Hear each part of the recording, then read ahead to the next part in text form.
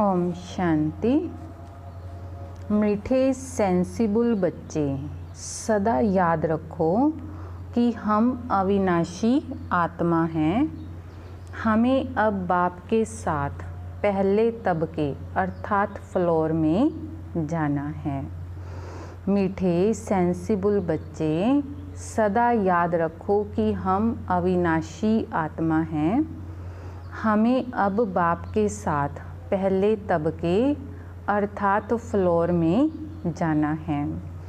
प्रश्न है, कौन सी मेहनत तुम हर एक बच्चे को अवश्य करनी है? कौन सी मेहनत तुम हर एक बच्चे को अवश्य करनी है?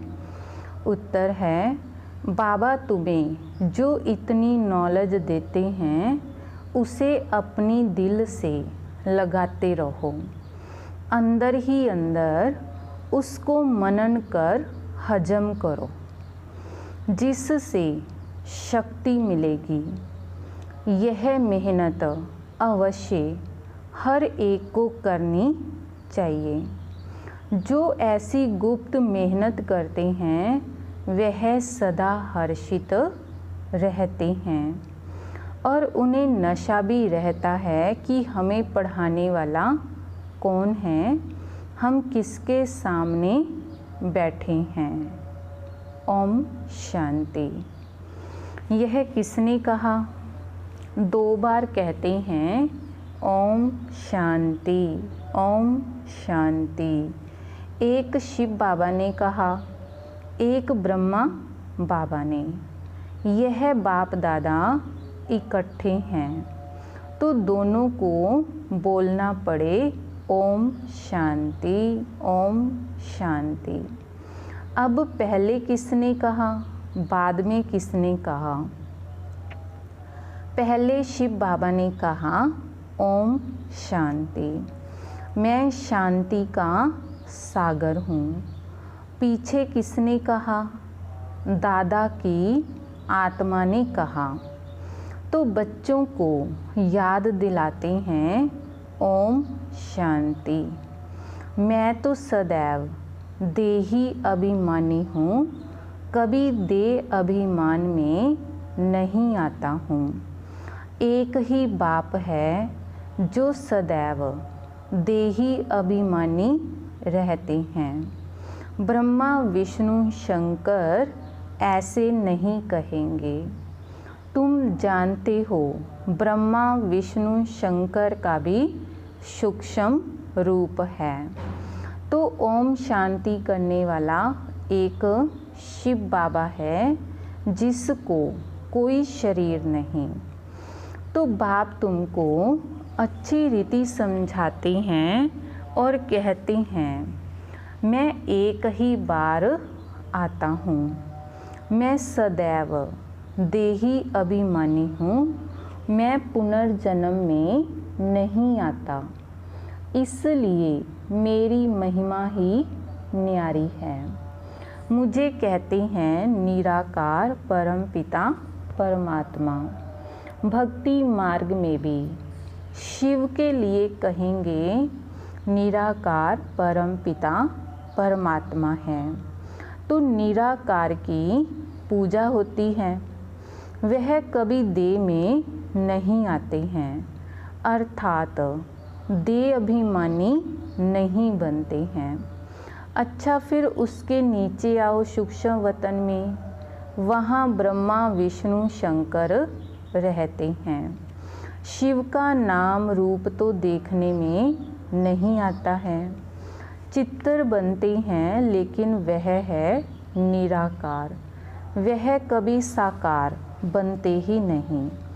तो पूजा भी निराकार की ही होती है। बच्चों की बुद्धि में सारा ज्ञान रहता है। भक्ति तो की है, चित्तर बच्चों ने देखा है। तुम जानते हो सतयुग त्रेता में न चित्रों की भक्ति होती न वचित्तर की। बुद्धि में आता है परम पिता परमात्मा वचित्तर है। उनका न सूक्ष्म न स्थूल चित्तर है। उनकी महिमा गाई जाती है। दुख हरता सुख करता पतित पावन। तुम और किसी के चित्तर को पतित पावन नहीं कहेंगे। कोई भी मनुष्य नहीं जिनकी बुद्धि में यह बात हो। ब्रह्मा विष्णु शंकर हैं सूक्ष्म वतनवासी। पहला तबका फिर दूसरा तबका। ऊंचते ऊंच मूल वतन, उस तबके में रहने वाला है परम पिता परमात्मा।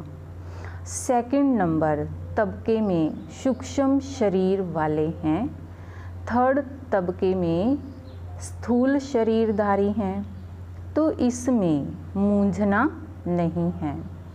यह बातें सिवाय परम पिता परमात्मा के कोई समझा नहीं सकता है। ऊपर में सृष्टि है आत्माओं की, तो उसको कहा जाता है निराकारी दुनिया। हम सब आत्माओं की दुनिया, इनकॉर्पोरियल वर्ल्ड। फिर हम आत्माएं कॉर्पोरियल वर्ल्ड में आती हैं। तो वहाँ है आत्माएं, यहाँ है जीव आत्माएं।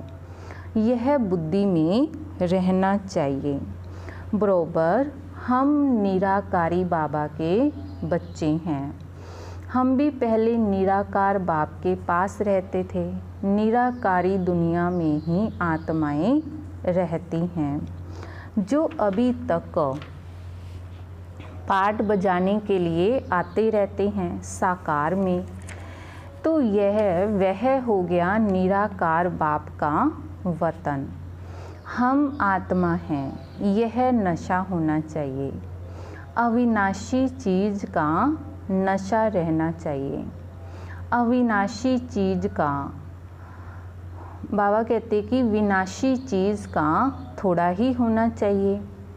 देह के नशे वाले को देह अभिमानी कहा जाता है। देह अभिमानी अच्छे व आत्म अभिमानी अच्छे। सेंसिबल कौन? आत्म अभिमानी। आत्मा ही अविनाशी है, देह तो विनाशी है। आत्मा कहती है हम 84 देह लेते हैं। हम आत्मा परम धाम में बाप के साथ रहने वाली हैं। वहाँ से आते हैं यहाँ पाठ बजाने। आत्मा कहती है ओ बाबा। साकारी सृष्टि में है साकारी बाबा। निराकारी सृष्टि में निराकार बाबा। यह तो बिल्कुल सहज बात है। अब ब्रह्मा को कहते हैं प्रजापिता ब्रह्मा। सो तो यहाँ ठहराना। वहाँ हम आत्माएं सब एक बाप के बच्चे ब्रदर्स हैं। बाप शिव के साथ रहने वाले हैं। परमात्मा का नाम है शिव। आत्मा का नाम है शालिग्राम। आत्मा का भी रचिता चाहिए ना। तो दिल में हमेशा बातें करते रहो। जो ज्ञान मिला है वह अपने दिल से लगाने के लिए मेहनत करनी है। आत्मा ही विचार करती है। तो पहले पहले यह निश्चय करो कि हम आत्मा बाप के साथ रहने वाली हैं। हम उनके बच्चे हैं, तो ज़रूर वर्षा मिलना चाहिए। यह भी तुम जानते हो कि यह जो आत्माओं का झाड़ है, उससे पहले ज़रूर बीज होता है। जैसे सिजरा बनाते हैं बड़ा बाप, फिर उनसे 2-4 बच्चे निकले, फिर उनसे और निकलते। 1-2 वृद्धि को पाते पाते झाड़ बड़ा हो जाता है। तो बरादरी का नक्शा होता है। फलाने से फलाना निकला। तुम बच्चे जानते हो मूल वतन में सभी आत्माएं रहती हैं। उनका भी चित्तर है, ऊंचती ऊंच है बाप। तुम बच्चों की बुद्धि में है बाबा, इस शरीर में आया हुआ है। रूहानी बाप इनमें आकर रूहों को पढ़ाते हैं। सूक्ष्म वतन में तो नहीं पढ़ाएंगे।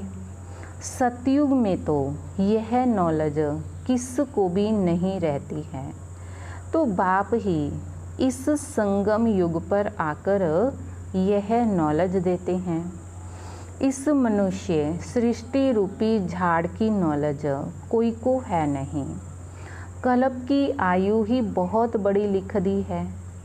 तो अभी बाप तुमको समझाते हैं, बच्चे अभी तुमको फिर घर चलना है। तो वह है आत्माओं का घर।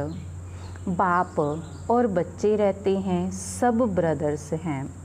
ब्रदर और सिस्टर तब कहा जाता है जब यहाँ शरीर धारण करते हैं। हम आत्माएं सब भाई भाई हैं, तो भाई का जरूर बाप भी होगा। तो वह है परम पिता परमात्मा। सभी आत्माएं शरीर में रहते हुए उनको याद करती हैं। सतयुग त्रेता में कोई याद नहीं करते हैं। पतित दुनिया में सभी उनको याद करते हैं, क्योंकि सब रावण की जेल में हैं। सीता पुकारती थी, हे राम। बाप समझाते हैं, राम कोई त्रेता वाला याद नहीं आता है। राम परम पिता परमात्मा को समझ याद करते रहते हैं। आत्मा पुकारती है। अभी तुम जानते हो आधा कल्प फिर हम किसको पुकारेंगे नहीं, क्योंकि सुख धाम में रहेंगे। इस समय बाप ही समझाते हैं, दूसरा कोई जानते ही नहीं। वह तो कह देते हैं कि आत्मा सो परमात्मा। आत्मा परमात्मा में लीन हो जाती है। बाप समझाते हैं, आत्मा तो अविनाशी है। एक भी आत्मा का विनाश नहीं हो सकता। जैसे बाप अविनाशी, वैसे आत्मा भी अविनाशी है। यहाँ आत्मा पतित तमो प्रधान बनती है, फिर बाप सतो प्रधान पवित्र बनाते हैं। सारी दुनिया को तमो प्रधान बनना ही है, फिर सतो प्रधान बनना है। पतित दुनिया को पावन बनाने बाप को आना ही पड़ता है। उनको कहते ही हैं गॉड फादर। बाप भी अविनाशी है, तो हम आत्माएं भी अविनाशी हैं। तो यह ड्रामा भी अविनाशी है। तुम बच्चे जानते हो कि यह वर्ल्ड की हिस्ट्री ज्योग्राफी कैसे रिपीट होती है। इन चारों युगों में हमारा पाठ चलता है। हम सूर्यवंशी फिर चंद्रवंशी बनते हैं। चंद्रवंशी जैसे सेकंड ग्रेड में आ जाते हैं। 14 कला वालों को सूर्यवंशी नहीं कह सकते। वास्तव में देवी देवता भी उन्हों को नहीं कह सकते। देवी देवता संपूर्ण निर्विकारी 16 कला संपूर्ण को कहा जाता है। राम को 14 कला संपन्न कहेंगे। तुम्हारे ही 84 जन्मों का हिसाब समझाया जाता है। नई चीज़ फिर पुरानी होती है, तो वह मज़ा नहीं रहता है। पहले संपूर्ण पवित्र रहते हैं, फिर थोड़े वर्ष पास होंगे तो थोड़ा पुराना कहेंगे। मकान का भी मिसाल दिया जाता है। मकान का भी मिसाल दिया जाता है। ऐसे ही हर एक चीज़ होती है। यह दुनिया भी एक बड़ा मांडवा है। यह आकाश तत्व बहुत बड़ा है। इसका कोई अंत नहीं, तो इसकी एंड कहाँ है, वह निकाल नहीं सकते। चलते जाओ एंड हो नहीं सकती। ब्रह्म मह तत्व की कोई एंड हो नहीं सकती। यूँ साइंस वाले कितनी कोशिश करते हैं एंड देखने की, लेकिन जा नहीं सकते, अंत पा नहीं सकते। ब्रह्म तत्व बहुत बड़ा बेअंत है। हम आत्माएं बहुत थोड़ी जगह में रहती हैं। यहाँ बिल्डिंग आदि कितनी बड़ी बड़ी बनाते हैं। स्पेस धरती की बहुत बड़ी है। खेती आदि भी तो चाहिए ना, वहाँ तो सिर्फ आत्माएं रहती हैं। आत्मा शरीर बगैर कैसे खाएगी, वहाँ तो अभोगता है। खाने व भोगने आदि की कोई चीज़ होती नहीं।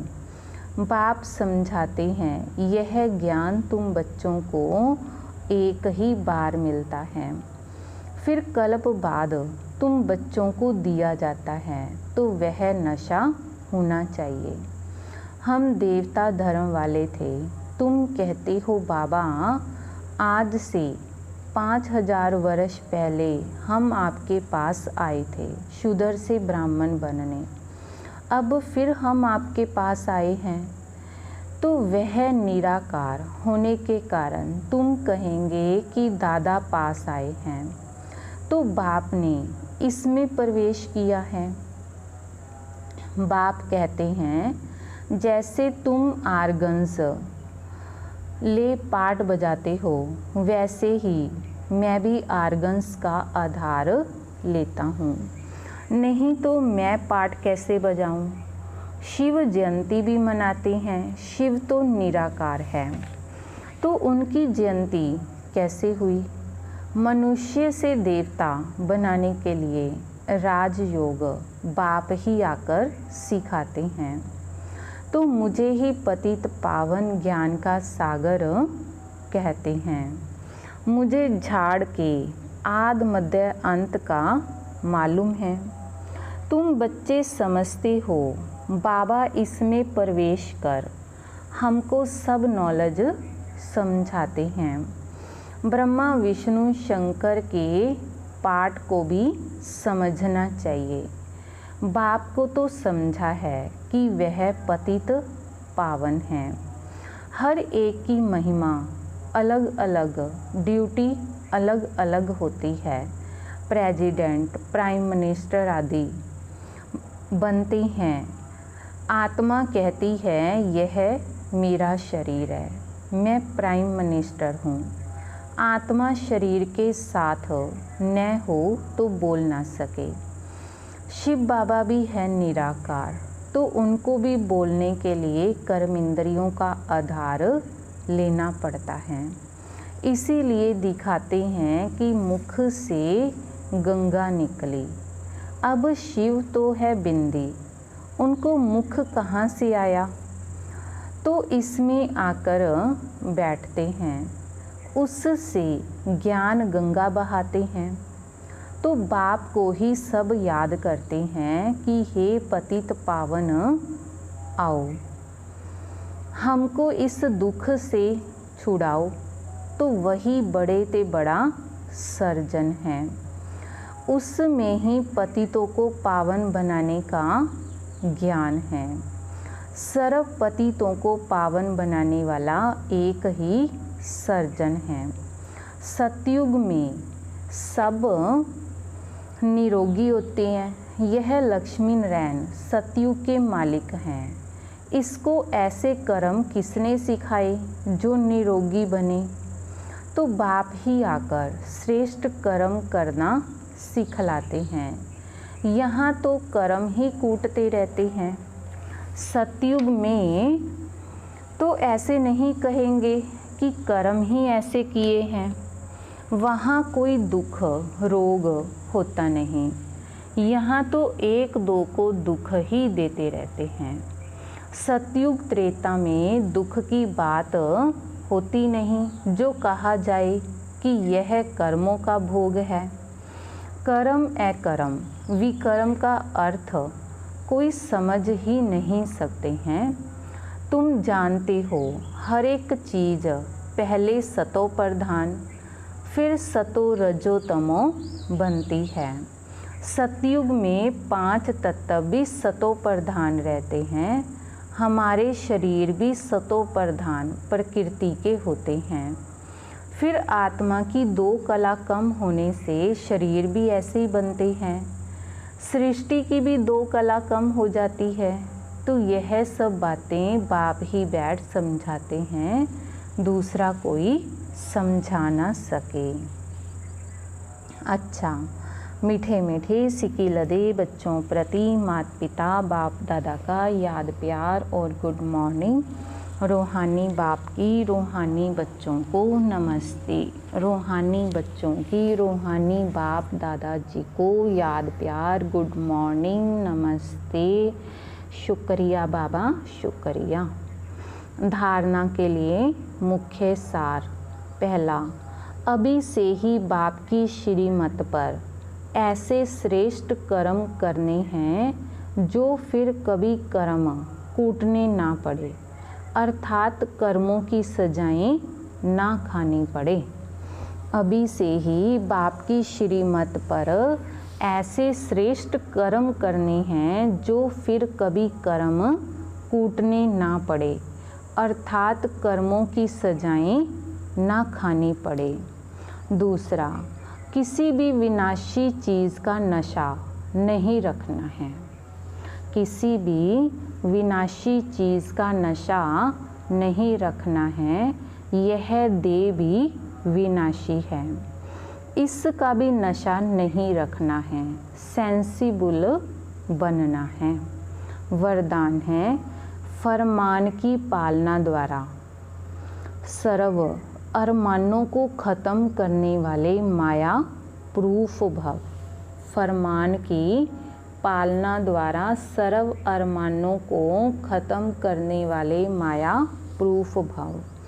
अमृत वेले से लेकर रात तक दिनचर्या में जो भी फरमान मिले हुए हैं, उसी फरमान अपनी वृत्ति दृष्टि संकल्प स्मृति सर्विस और संबंध को चेक करो।